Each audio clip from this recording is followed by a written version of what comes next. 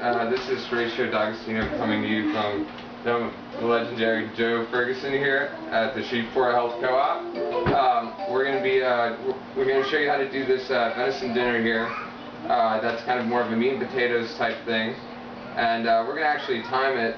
And the only conventional piece of cooking equipment we're using is the oven. And then we're going to go ahead and show what a great tool the George Foreman grill can be for cooking vegetables and meat. So what we have here is a bag of these little tiny baby red and yellow potatoes.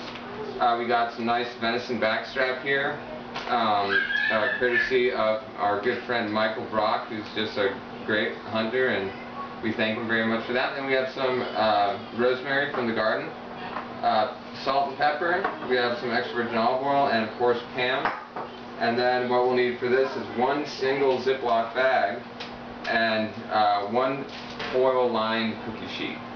And we're cooking for about this is probably going to be about 5 to 6 people.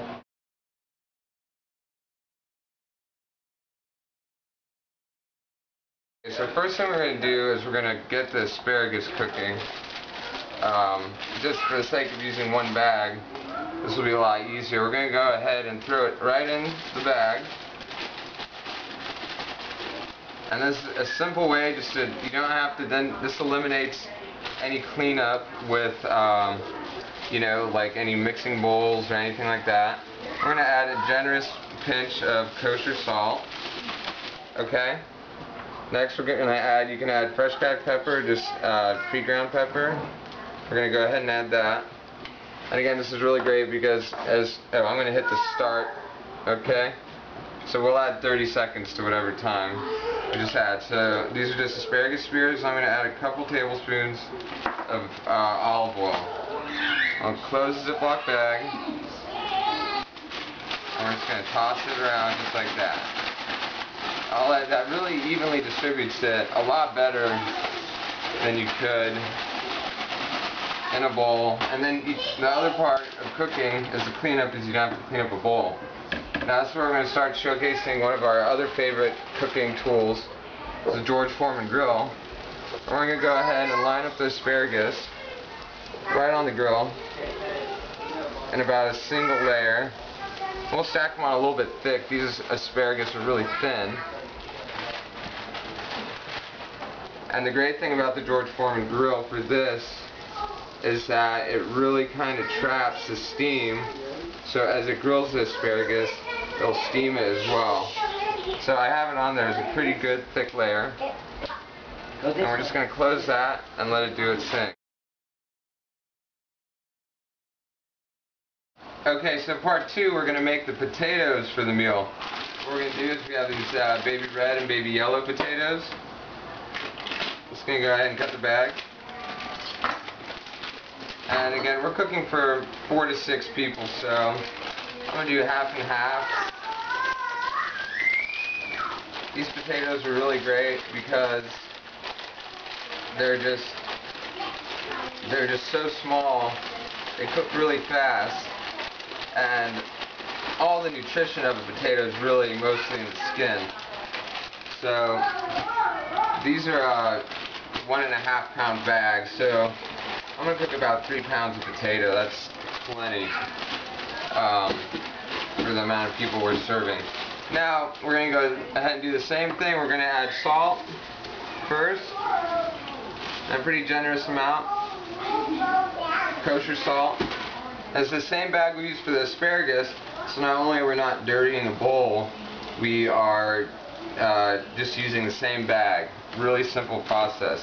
Okay, so we're done with the salt and pepper, and now we have some rosemary that came from my parents' garden, so it's kind of nice to have fresh herbs growing. And we're going to go ahead and add, you know, probably 2 or 3 tablespoons of olive oil. And a zippy bag it closed, and this is your basic shake and bake again. Get everything nice and evenly coated.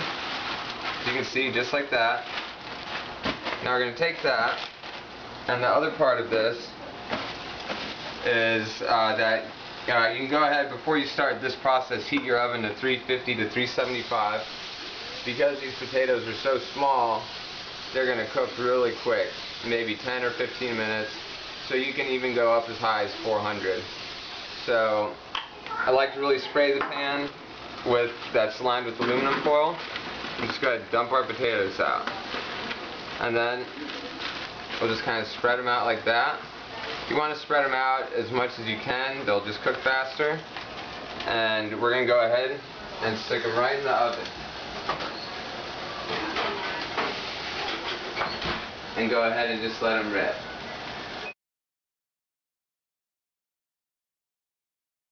Okay, now we're going to go ahead and cook the venison. Again, courtesy of Michael Brock, our master bow hunting friend. We have some cutlets here, but this is backstrap right here. And again, anytime you're working with meat, you want to dry the meat really well.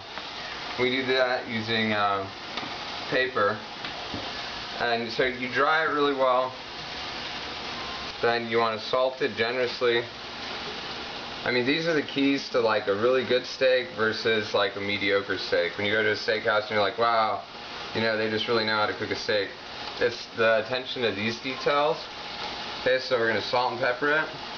And I'm leaving that paper there because we're going to use it again. And then we kind of like to tap it into the meat. And we're going to flip it. And when you're grilling or searing meat, you really want to dry it because that is what's going to give you the nice browning. It's called the Maillard reaction, which is the browning of the proteins. It's like the caramelization of proteins, and that's not going to happen if your meat's wet.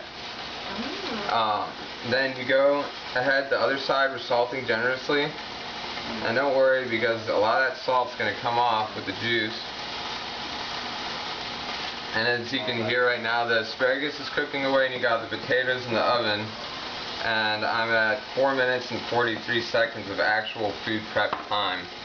So assuming you get your meat cut and your asparagus, you know, from like the Gucci Brookshires and it's ready to go, then you're really not looking at very much time. The next thing we're going to do is we're going to take this second grill over here we brought just for the sake of the demo, and we're going to give it a generous spray. I really like the cooking spray because it really helps avoid messes and it keeps stuff from sticking. And I'll give the meat a light spray as well. And we're just going to go ahead and line them all up. And I'm going to, it was hot, but I just cranked the temperature up some more. We're just going to line them up, throw them on there. You might need to just crowd this one in just a little bit. You don't have to do it twice. And there we go.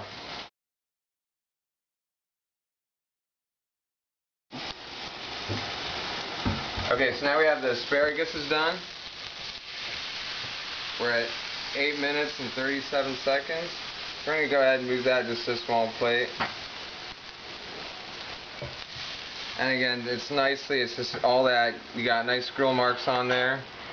And the steaming made it so that it kept it from getting that like burnt asparagus, like if you're just going to throw it on a grill. And it still cooked it all the way through, so it didn't need to be par cooked. So that's that. And now we're just waiting for stuff to cook. We're at 9 minutes and 10 seconds. Okay, so now we have the venison is pretty much done cooking here. Okay, so we got our cutlets, and we have our, oh, lost one there, 3-second rule. And we have our back strap. Just gonna go ahead and just put that on a plate, let it rest for a minute.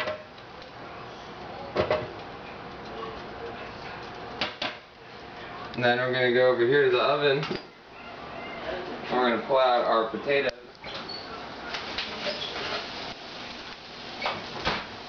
And there you have rosemary potatoes, rosemary roasted baby potatoes, asparagus, and the venison cutlet. And if you were going to put a plate together, you could just start by going ahead, adding a couple pieces, like right there. You could add some potatoes, like that, and a couple pieces of asparagus, like that.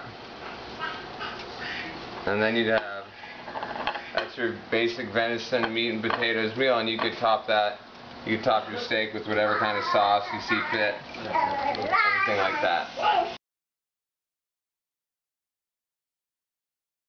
And then you have your meat and potatoes plate, and there's very little fat, and it's pretty much total actual food prep time was 9 minutes 22 seconds, aside from, you know, then just kind of letting the food cook.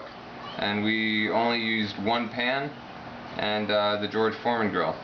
So there you go, healthy venison meat and potatoes.